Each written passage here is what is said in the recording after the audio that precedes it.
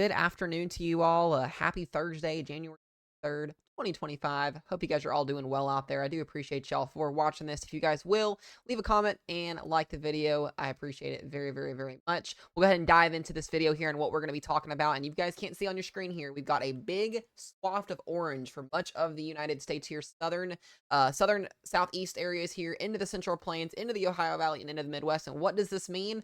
Above average temperatures, guys. We are going to finally see a little bit of a warm up, either back to average or above average, for many people here that have been impacted by very, very cold Arctic air over the last couple of weeks, snow, ice, etc. We're finally going to get above that 32-degree threshold for a lot of people. A little bit of a warming trend over here near Oregon and portions of the West Coast. We'll have a little bit of some cooler air in place due to a couple of different storm systems that'll be moving through, and then we'll also see a pretty decent upper level bowling ball cyclone that's going to develop later next week that's going to bring some cool air and some precip. We're finally going to potentially get some rain down into LA and California where they need it. It's not going to be a lot of rain, but it's going to be enough to hopefully help the firefighting habits or hazards that are ongoing over there. And we also will have a threat for a little bit some colder air that can kind of continue in place along the East Coast as well, but it's not going to be anything by means on what we've been seeing over the last couple of days.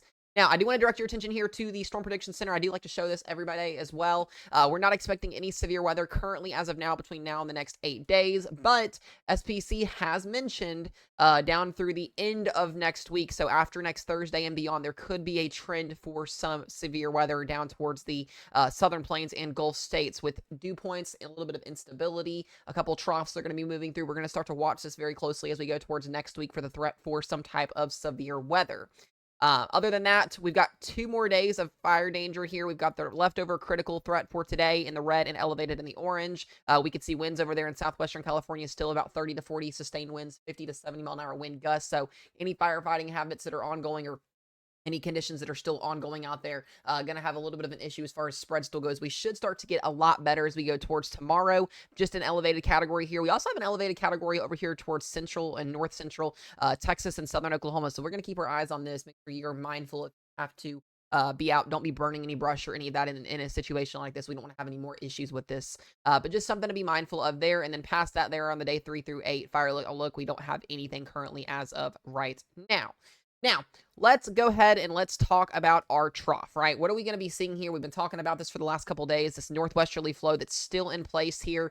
We actually have an upper level disturbance here that's going to actually bring some rain over the next 48 hours into northeast Texas, some light rain, I would say, into the Ozarks here, Arklatex areas. I don't expect there to be much out of this, but we're going to start to see this jet stream officially leave the United States as we go towards the weekend here. And what's actually going to happen is we're going to have what we call kind of a small little ridge that develops here. We're still going to have some winds aloft in the atmosphere to carry, you know, the wind. We'll have some windy conditions probably this week, but we'll probably start to see more of that clearing as we go between now and beyond through Sunday. We'll start to see those temperatures basically come up. We'll see those temperatures above 32 degrees for a lot of people. That snow melting in the southeast and east coast will start to happen.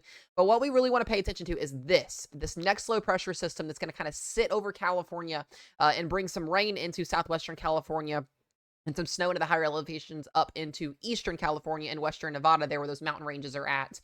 This will be on Saturday here. What we've got to watch with this system next week is not only the rain in California, but the threat for maybe a organized winter storm / severe weather threat. The models have really kind of shown this a lot over the last couple days, the idea of a potentially negatively short moving trough that's going to move in here, possibly some low end severe weather, just maybe. Really not 100% set in stone on that here clearly yet towards the end of next week, kind of what SPC was also mentioning.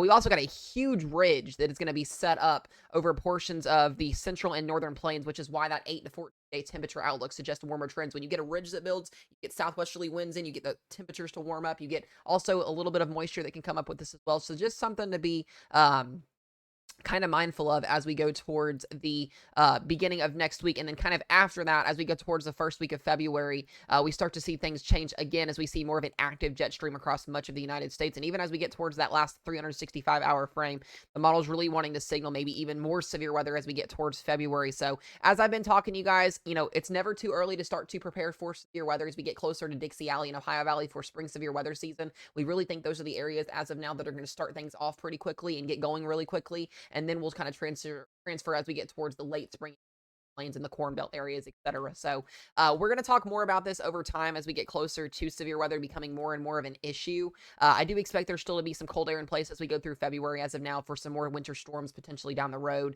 Just a little too far out to kind of tell what's going to happen with that. Now, as we go through the models here with precip, as I was saying, rain on Saturday, Sunday, and Monday through south of the Arklatek into the southeast there and lower 48. And then we get to the Monday, Tuesday time frame next week, some spotty showers developing. Really more of a quiet, it's going to be pretty quiet for most people for the next 5 to 7 days, unless you live down in the south or down towards the southern plains there. As we go into Wednesday and Thursday, that trough moves in, potentially seeing some snow and some winter weather on the northern side of that low, but we start to see a little bit of a threat for maybe some scattered to isolated severe weather as we go towards the end of next week, and then maybe even an ice/snowstorm as we go north into the upper Ohio Valley and Midwest. So we've got time to figure that out, and then the model's even suggesting a more robust potential for severe weather as we go towards that first official day of February. Just something to be very, very mindful of as we go through time with that.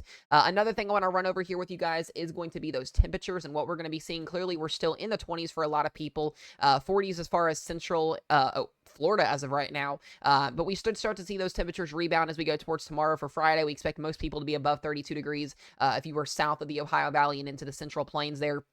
It's really not until we get towards Saturday that we see those temperatures finally above 32 degrees here in the Ohio Valley we're at. I know I'm super excited about this. I know you guys are. We start to see those 50s and 60s. That cold air kind of hangs around up north. But as we get towards the middle of next week, most people, besides the far, far, far northeast and northern upper Midwest, they're going to be seeing relatively above average or at average temperature-wise.